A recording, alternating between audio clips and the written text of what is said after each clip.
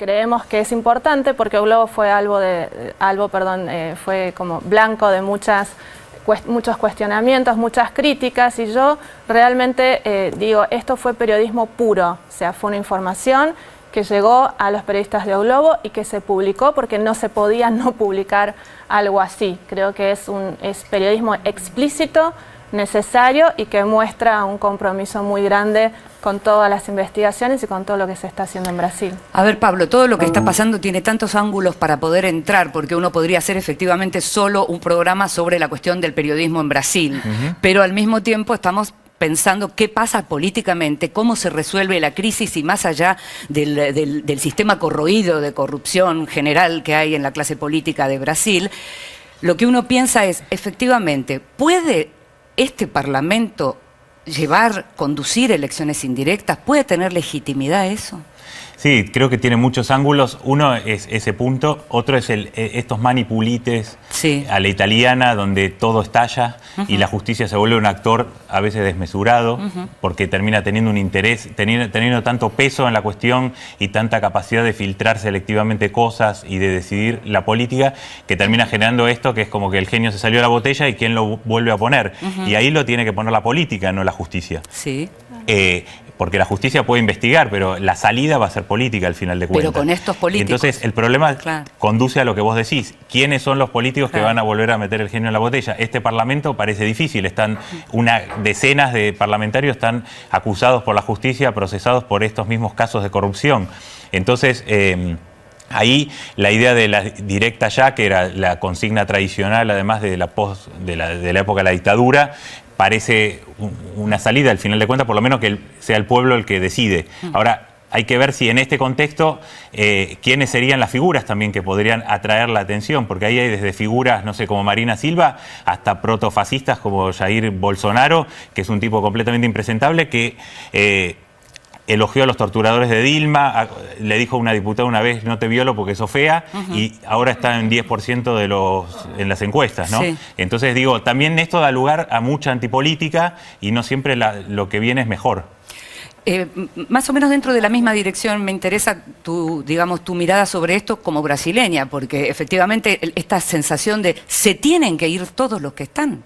Bueno, eso se está imponiendo en las redes sociales. Se habla mucho de que como un congreso en el cual el presidente de la Cámara, Rodrigo Maia, y el presidente del Senado también están involucrados en las investigaciones de Aquellos Lava Jato. Que deberían ir en la línea sucesoria. Claro, digamos, acá lo que pasaría es, si Temer se va, sea por la renuncia, que no parece ser el camino que él quisiera y que esté dispuesto a adoptar, el camino que pareciera más viable es el de una salida negociada. El PSDB, el partido de Cardoso, está apuntando a eso, porque por más que no lo diga públicamente, considera que este gobierno está terminado.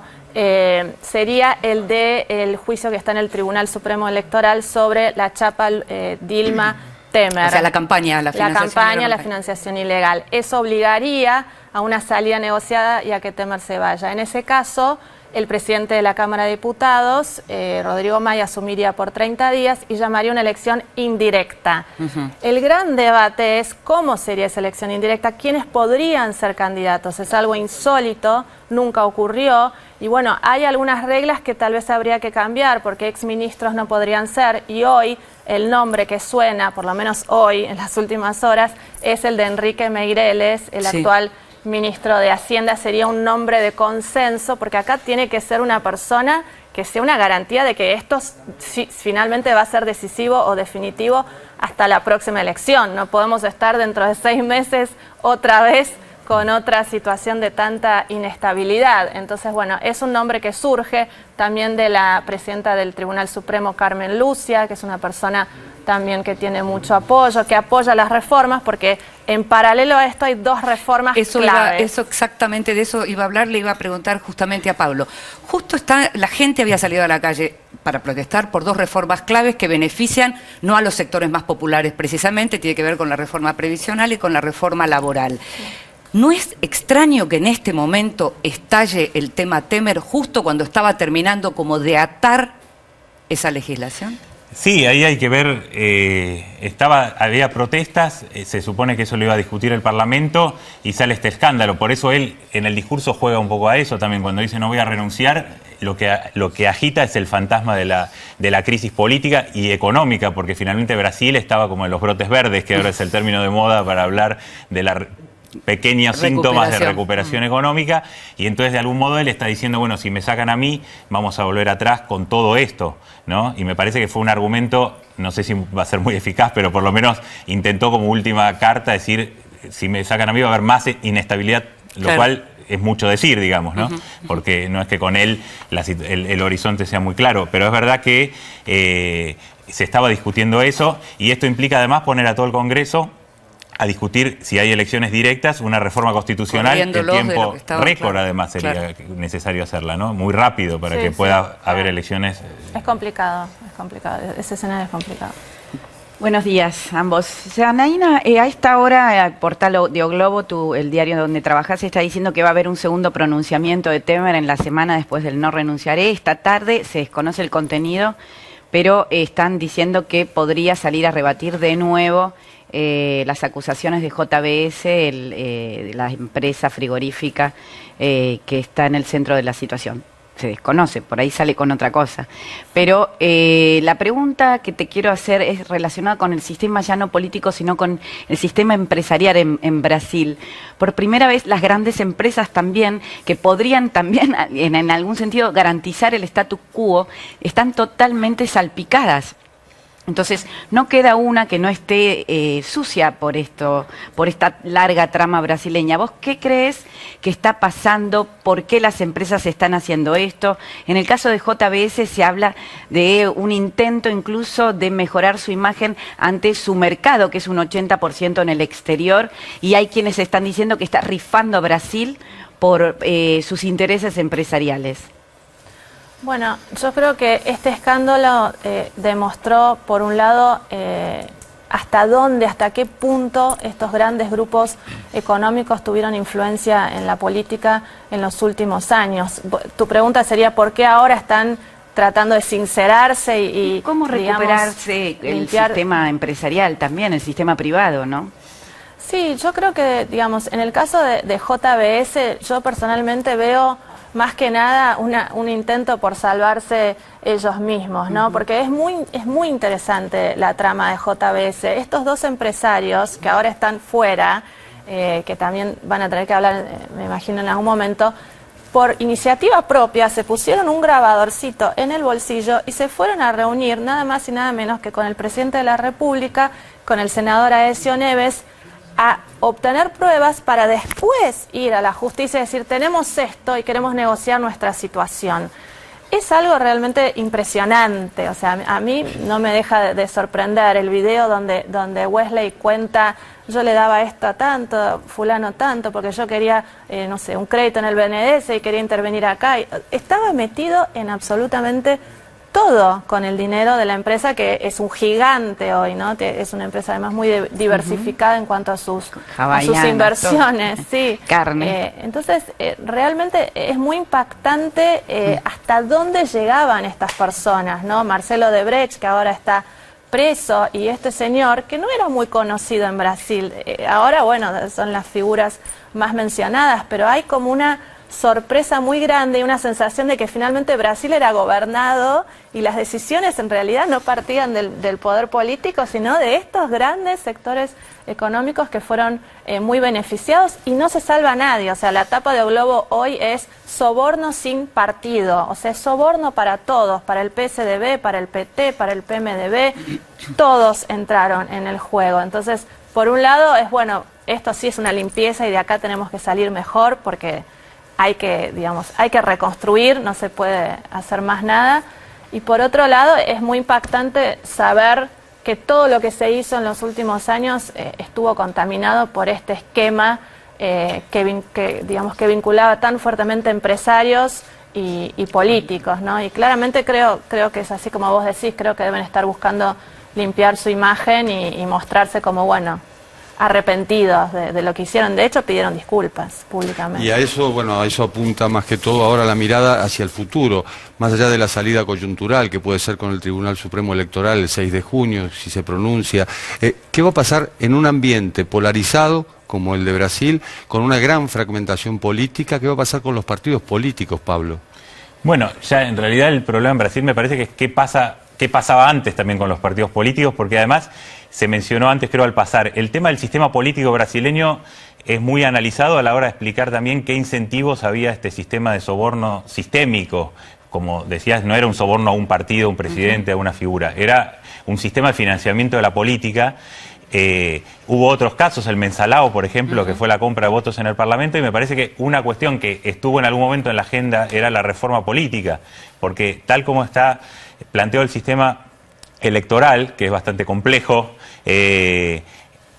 es muy difícil que el que gana la elección, el presidente, tenga mayoría en el Parlamento y necesita sí o sí armar una coalición, y esa coalición se compra básicamente, se puede comprar con cargos o con plata, pero al final de cuentas es un mercado político donde se arma una coalición y así como se arma, se desarma. Digo, finalmente lo que pasó con Dilma es que se desarmó esa coalición. En el límite, más allá del debate si fue golpe o no, lo que pasó es que perdió su coalición, por eso Temer era el vicepresidente de ella, no era un enemigo, podía ser un enemigo interno, digamos, pero no. Entonces me parece que el tema de cómo reconstruir el sistema político va a estar en la agenda más allá de la figura que pueda ser presidente ahora o en la elección popular. Y me parece que tal como está el sistema de partidos, con el MDB, que es una especie de partido taxi oportunista que siempre cae parado en el oficialismo que haya, esta forma de elegir donde se combina lista y elecciones individuales y aparecen figuras como el payaso Tiririca, creo que de pronto es el más votado y eso atrae un montón, eso arrastra un montón de gente en listas que nadie conoce. Entonces me parece que eso es medio fundamental, me parece, para una salida, como decía Janaína, más global de esta crisis, no una salida coyuntural. Janaína quiere hacer un comentario con respecto a esto. Sí, no sé por qué se me vino a la memoria una conversación que tuve con el ex canciller Celso Amorín, una persona que personalmente respeto mucho. Hace pocos meses, vive en Río, a veces converso con él, y me dijo en esa conversación hace pocos meses que el error que él considera que Lula cometió fue no haber hecho una reforma política y haber terminado siendo absorbido por el mismo sistema político de sus antecesores. Él dice, si yo hay algo que creo que nos equivocamos fue en eso, y terminó siendo lo mismo, ¿no? A propósito de esto, Janaína, ¿cuál es la situación de Lula frente a esto? Porque también ahora se lo acaba de involucrar también en una nueva denuncia. ¿Esto pensás o se piensa en Brasil que es para descalificarlo como candidato? Hay razones que también a Lula lo dejan involucrado en esto y tampoco se salva de esta situación y habrá que buscar otros candidatos, porque realmente es muy complejo. Tampoco te pido una respuesta muy firme, porque estamos todos pensando en esto, que por otra parte, un poco siguiendo lo que decía Pablo recién, Stefanoni, parece que aparte en cómo se ha manejado la política en Brasil, sentimos medio reflejado que el resto de los países debe estar sucediendo o habrá sucedido algo bastante parecido, ¿no? Bueno, Lula aparece en las encuestas como uno de los posibles candidatos que tendría tal vez mayor apoyo. No estamos hablando de mucho apoyo, pero nadie tiene mucho apoyo hoy en Brasil. Es interesante, pareciera que va a ser uno de los que va a liderar el pedido de las directas ya, o sea, de elecciones directas ya, para él ser candidato.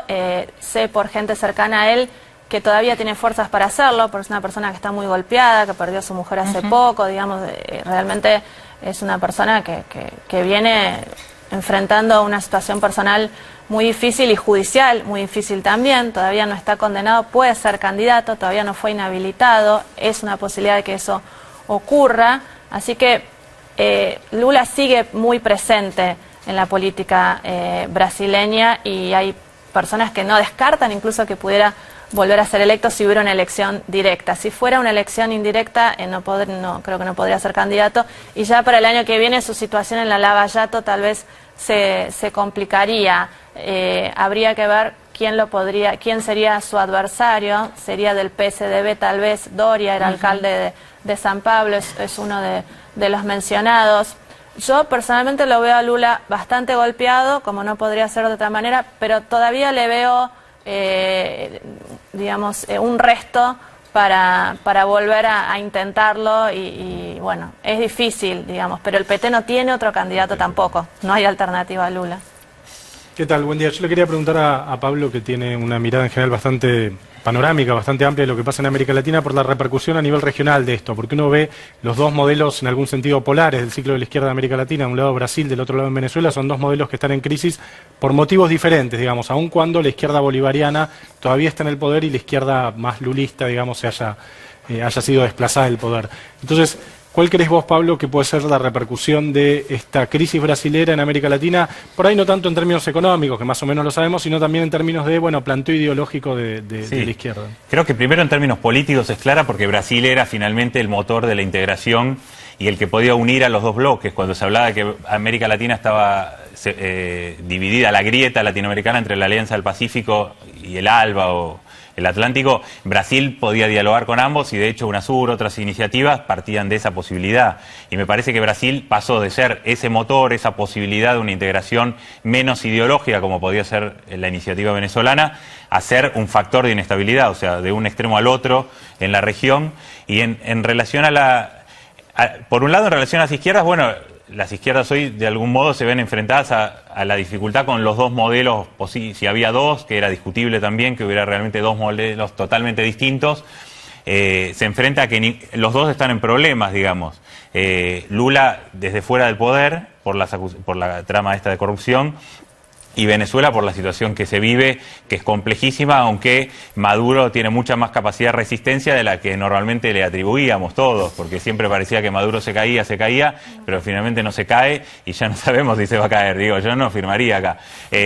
Entonces, ahora pasó la cosa al otro lado, ahora el que parece que se va a caer primero es Temer, que era de algún modo el amigo del antipopulismo latinoamericano. Digo, todos sacaron fotos con Temer, Mauricio Macri fue muy rápido a reconocerlo y Temer dijo que coincidía en todo con el gobierno argentino. Lilian Tintori, la esposa de Leopoldo López, uno de los líderes opositores detenidos, hace poco se sacó una foto y me parece que esto lo que pone en cuestión es cuán institucional era el antipopulismo para criticar al otro bando, y me parece que ahora se armó este zafarrancho donde todos tienen sus muertos en el placar de algún modo, me parece. Tanto la izquierda, que no sabe muy bien cómo salir, cómo explicar lo de Venezuela, pero también la derecha en América Latina, la nueva derecha, o bueno, no sé, el bloque que se oponía al populismo, porque es bastante incómodo, me parece, la situación de Temer, digamos. Muestra que tampoco era tan diferente esto y que ese clivaje entre populismo, república, no era tan claro como se podía sostener, ¿no? Yanaira, en lo personal, ¿cómo imaginás que es la salida? ¿Cómo imaginás lo que va a ser esta salida?